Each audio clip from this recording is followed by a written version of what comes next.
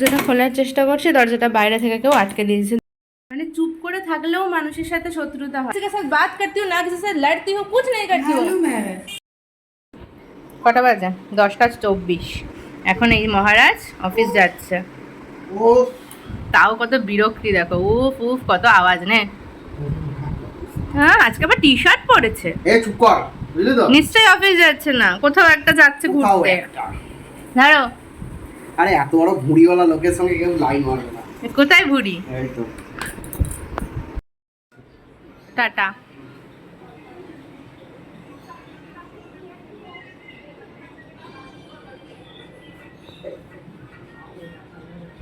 Hello everyone, good morning, welcome back to our channel Suchi Sourav's world.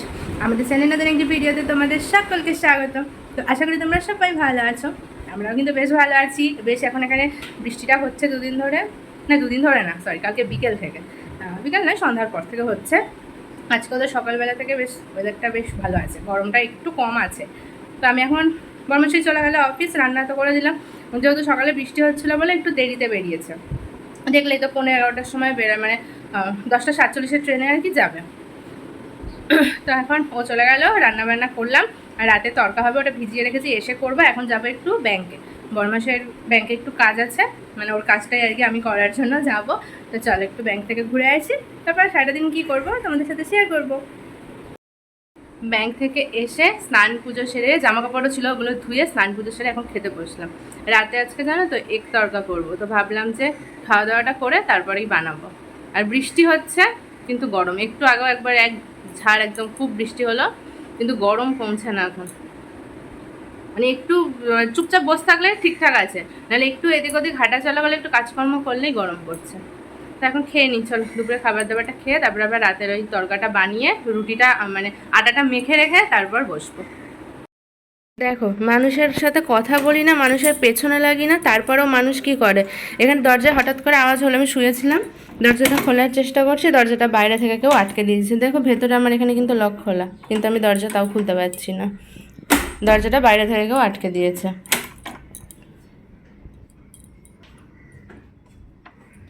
মানে চুপ করে থাকলেও মানুষের সাথে শত্রুতা হয়, কি মানুষের কি পেছনে আমরা বাস দিয়েছি এখানে কে জানে। কারোর সাথে আমরা কথাও বলি না। তোমরা দেখো এখানে দরজা কিন্তু আমি খুলে রেখেছি, কিন্তু দরজা খুলছে না। আমি হঠাৎ করে আমি শুয়ে রয়েছি, হঠাৎ করে দরজায় আওয়াজ হলো। আর আজকে আমাদের জিও মার্ট থেকে চালটা দিতে আসার কথা, আমি ভেবেছি হয়তো এসছে, আমি খুলতে যাচ্ছি খুলছে না, তার মানে বাইরে থেকে কেউ আটকে দিয়েছে।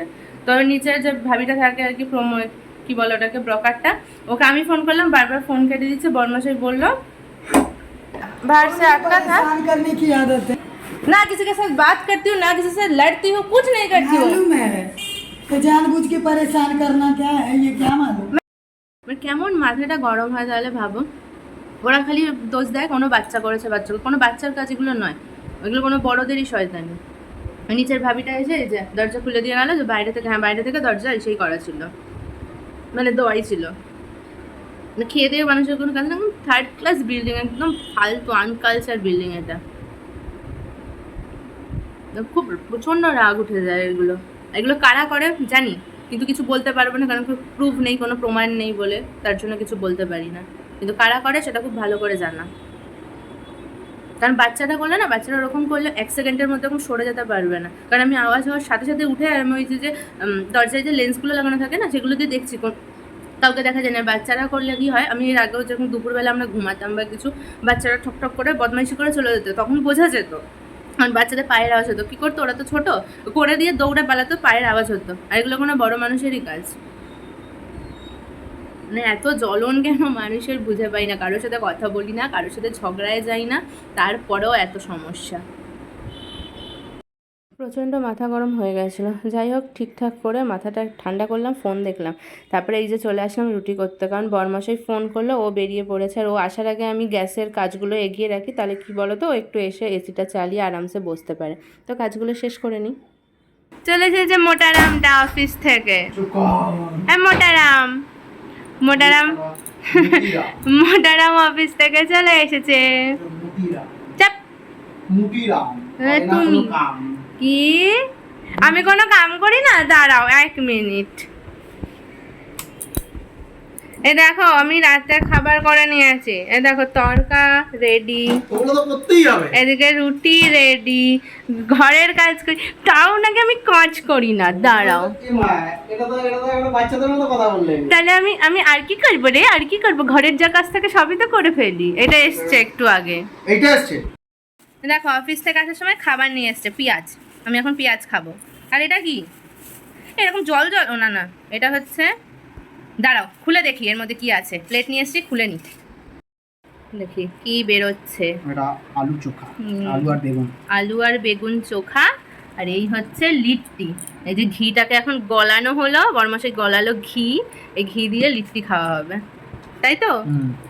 চলো একটু খেয়ে নি। এর মধ্যে দেবে ঘিটা? হ্যাঁ। দাও দেখি। ও পুরো দোকানের মতো।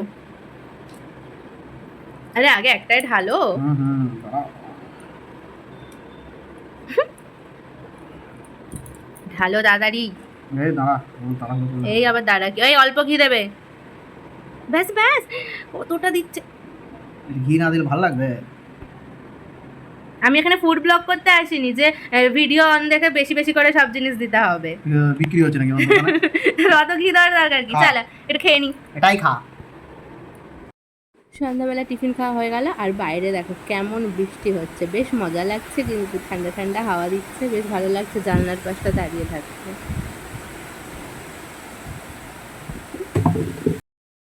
মহারাজ এখানে বসে করছে কাজ। কি হচ্ছে? কাজ হচ্ছে। আমও চালিয়েছি। আর এখানে বসে কামও চালিয়েছি। তুমি এখন উড়িষ্যায় আছো, এই মহারাষ্ট্রে আছো, উড়িষ্যায় নেই। আর এখানে বসে এখন নিমকি খাওয়া হচ্ছে। রাতের খাবার রুটি, এক তড়কা, আর আছে ইয়াম্মি ইয়াম্মি আম।